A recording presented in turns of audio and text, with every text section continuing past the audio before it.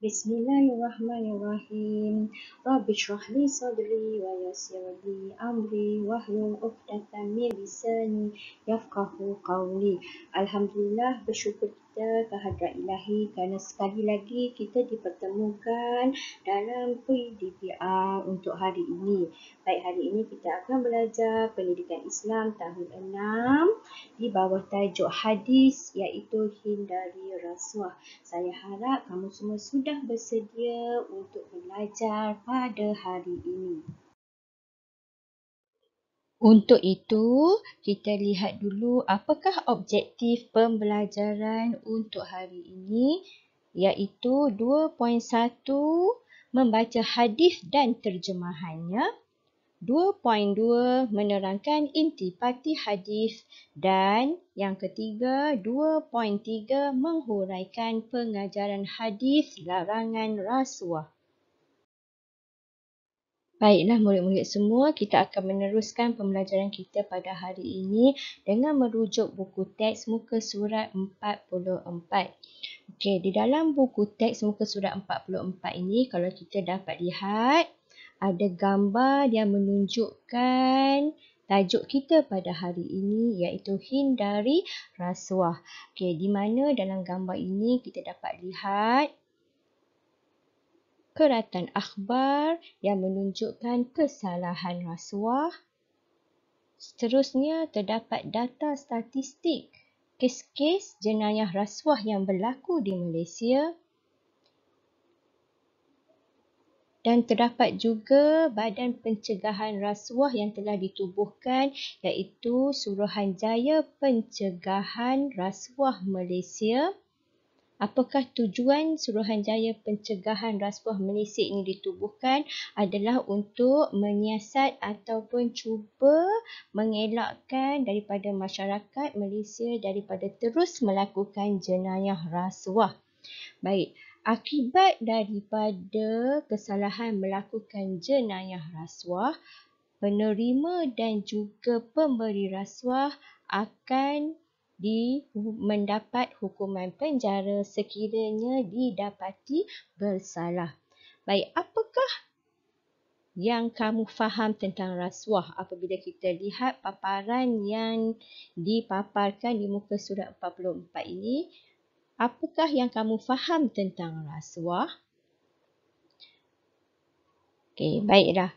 Rasuah ialah pemberian yang diberikan kepada seseorang untuk membenarkan sesuatu yang salah ataupun membatalkan sesuatu yang benar. Itu yang dimaksudkan dengan rasuah. Seterusnya, mari kita rujuk buku teks muka surat 45. Kita akan baca hadis tentang hindari rasuah bersama-sama.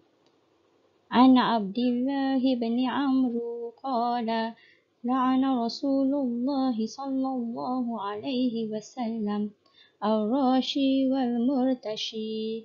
Diriwayatkan oleh Al-Tirmizi, maksudnya daripada Abdullah bin Amr telah berkata, Rasulullah sallallahu alaihi wasallam melaknat pemberi rasuah dan penerima rasuah. Apakah yang dimaksudkan dengan laknat? Laknat ialah kemurkaan Allah dan dijauhkan mendapat rahmat dan petunjuknya.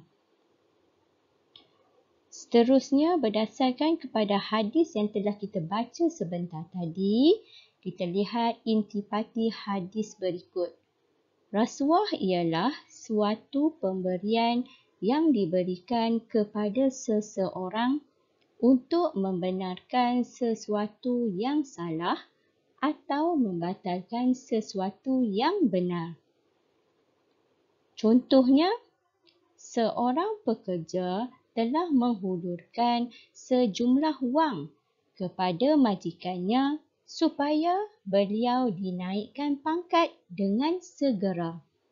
Jadi di sini rasuah merupakan perbuatan yang boleh mengakibatkan dosa dan mesti kita jauhi kerana Allah dan Rasulullah sallallahu alaihi wasallam melaknat pemberi dan penerima rasuah.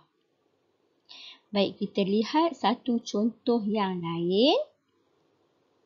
Okey, contoh rasuah yang lain untuk lebih jelas lagi. Okey, di sini apabila ditahan oleh polis, okey, maka yang bersalah ingin melepaskan diri. Jadi apa yang dilakukan olehnya? Beliau telah memberi sedikit wang untuk tujuan itu, iaitu tujuan untuk melepaskan diri daripada tahanan polis. Ini juga kita katakan sebagai rasuah.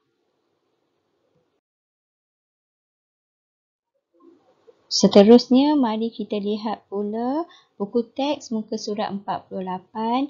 Okey, di mana dalam muka surat 48 kita dapat lihat perbualan di antara ustazah bersama-sama dengan muridnya dalam sesi pengajaran dan pembelajaran di dalam kelas. Okey, kita akan baca bersama-sama ya. Murid-murid, apakah pengajaran yang dapat kita ambil daripada hadis larangan melakukan rasuah? Kita hendaklah menjauhi rasuah kerana Islam melarang kita memberi dan menerima rasuah. Rasuah merupakan perbuatan yang sangat keji dan berdosa. Mereka yang terjebak dengan rasuah akan mendapat laknat Allah dan balasan yang setimpa dengan perbuatan yang dilakukan oleh mereka ustazah. Rasuah boleh menyebabkan sesebuah negara mundur dan kucar kacir. Oleh itu, setiap individu yang diberikan amanah dan tanggungjawab dalam sesuatu organisasi mestilah melaksanakannya dengan penuh komitmen dan menjauhi rasuah. Bagus murid-murid, apa yang penting kita jadikan Islam sebagai cara hidup kita. Ini termasuklah mencari rezeki dan meraih kejayaan. Baik, berdasarkan kepada perbualan yang dipaparkan tadi, baik, terdapat beberapa pengajaran daripada hadis. Okey, pengajaran yang pertama, kita dapat lihat kita perlulah menjauhi rasuah. Baik, kenapakah kita perlu menjauhi rasuah? Pengajaran di sini iaitu mendapat laknat Allah. Kerana Allah sangat murka dan Nabi Muhammad SAW iaitu Rasulullah kita pun sangat murka kepada orang yang memberi dan menerima rasuah. Seterusnya, pengajaran daripada hadis berdasarkan kepada perbualan tadi, kita dapat lihat negara mundur dan akan menjadi kucar kacir. Baik, seterusnya kita cari lagi dua pengajaran yang terdapat daripada hadis itu di mana akan dibenci oleh masyarakat dan juga hidup kita tidak akan dirahmati oleh Allah Subhanahu wa Ta'ala.